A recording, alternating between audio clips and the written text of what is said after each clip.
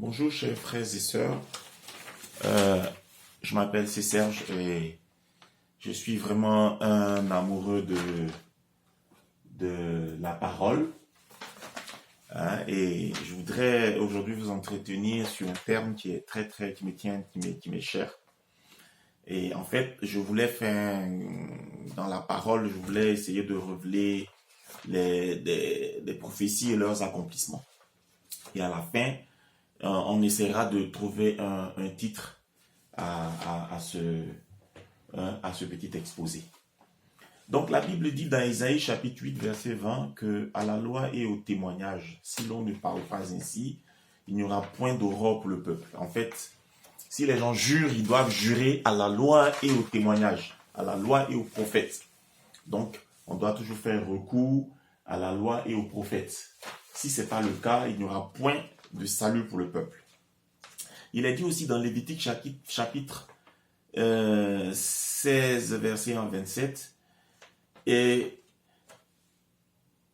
il est révélé quelque chose de très intéressant. En fait, quand on dit à la loi et aux prophètes, les prophètes, c'est tout ce qui a été prophétisé concernant Yeshua, qui s'est réalisé, qui s'est accompli. Ce que Ésaïe a dit, par exemple, en parlant de la mort à la croix, du sacrifice sanglant de Yeshua, qui allait laver le péché du monde. Et tout cela a été prophétisé par Ésaïe, par Zacharie, par tous les prophètes. On prophétisé jusqu'à Jean-Baptiste, l'avènement du Messie. Et la loi a été donnée à Moïse pour que Moïse, le législateur, puisse établir des règles pour administrer le peuple juif. Donc c'est ces deux éléments-là qui sont des supports pédagogiques qui expliquent l'avènement du Messie.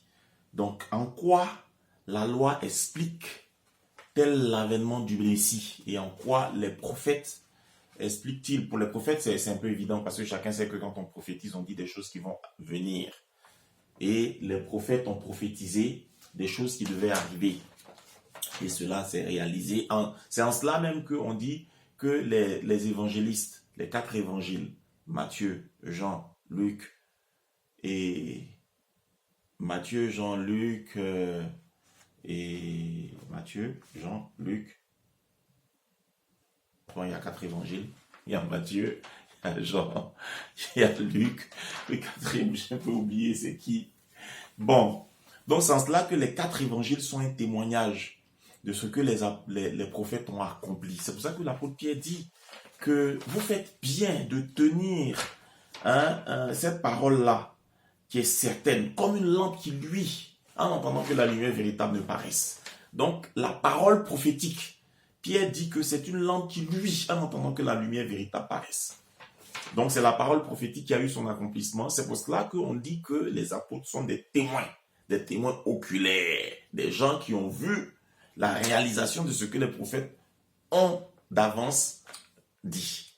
Donc, c'est en cela que les prophéties sont vraiment un socle pour la foi, pour l'évangile, pour le message du Messie qui est arrivé, qui a accompli l'œuvre à la croix.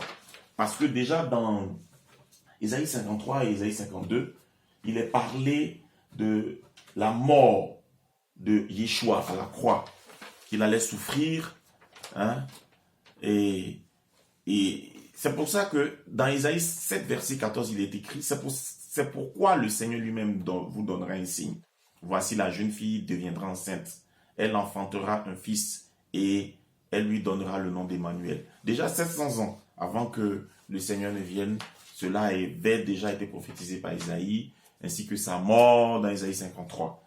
Donc vous voyez déjà, dans la loi, dans les prophètes déjà, on voit déjà les prophéties qui concernent le Messie. Dans la loi, c'est moins connu. Parce que déjà, vous voyez, dans la loi de Moïse, on parle de la Pâque. La Pâque a été instituée depuis le temps de Pharaon, où Pharaon devait lâcher, devait libérer le peuple juif qui était en esclavage en Égypte. C'est en ce moment-là que la Pâque a été instituée. La Pâque veut dire Passover, ça veut dire passer au-delà. Pessa. Voilà. Donc, cette Pâque-là, c'est au cours de cette nuit-là, l'ange de la mort devait frapper tous les premiers-nés du pays d'Égypte. Et Israël devait couvrir le linteau de ses portes du sang d'un agneau sans défaut sacrifié à cette Pâque-là. C'était la première Pâque. Vous avez vu? Et cette Pâque-là se réalise en Yeshua, parce que Yeshua a été sacrifié à la Pâque. Donc la loi elle-même aussi contient un support qui ne ment pas, de la réalisation de ce qui a été prophétisé concernant le Messie. Bon, il y a un autre élément qui est vraiment intéressant que je voulais souligner aujourd'hui. Ça concerne lorsque, voilà, Lévitique chapitre 16, verset 24, vous allez méditer dessus. Lévitique chapitre 16, verset 1 à 27 aussi. On dit, il prendra 2 boucs et les placera devant l'Éternel à l'entrée de la tente de la rencontre. Il tirera au sort les 2 boucs, l'un sera pour l'Éternel et l'autre pour Azazel. Il fera approcher le bouc tiré au sort pour l'Éternel et il offrira en sacrifice d'expiation. Le bouc tiré au sort pour Azazel sera placé vivant devant l'Éternel afin de servir à faire l'expiation et d'être lâché dans le désert pour Azazel. En fait, 2 boucs sont présentés. Et les 2 boucs, il y en a un qui sera sacrifié et l'autre sera lâché dans le désert. Celui qui est sacrifié, il est pour l'Éternel. Celui qui est lâché dans le désert, il est pour Azazel. Vous avez bien vu que lorsque le Seigneur était présenté au souverain sacrificateur, il a fallu aller le présenter à Ponce Pilate. Ponce Pilate l'a présenté au peuple et il a demandé, choisissez. Matthieu chapitre 27, verset 16, il avait alors un prisonnier fameux nommé Barabbas. Vous savez ce que veut dire Barabbas? Bar veut dire fils. Voilà. Donc, veut dire 2. Voilà. Fils 2. Donc, Abba, dans la langue araméenne, veut dire père. Donc, fils du père. Vous avez vu? Donc, il y a une figure. Il y a 2 figures qui se ressemblent. C'est comme 2 boucs. Barabbas, fils du père. Barabbas, fils. Bar-Abba, c'est-à-dire fils du père. Et une autre figure, Yeshua, le Messie. Et il demande au peuple, qui voulez-vous que je libère?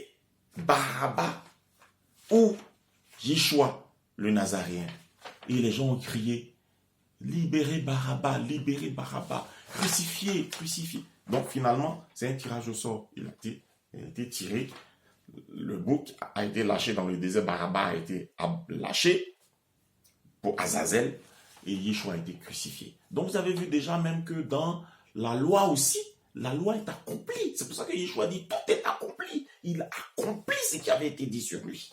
Vous avez vu? Donc cet élément-là est très important. Et c'est des appuis de notre foi. C'est des appuis. Même quand lorsque le précédent message, on parlait des fêtes, les fêtes de Pâques, de Pentecôte et de Soukhot. Les 2 fêtes se sont réalisées. La 3e fête est à venir. C'est celle de la moisson, celle de Soukhot. Tenez-vous prêts. Le Seigneur va moissonner son champ. Et il va mettre la paille dans un feu qui ne s'éteint point. Et ça, c'est la dernière, la plus terrible, la plus terrible des réalisations.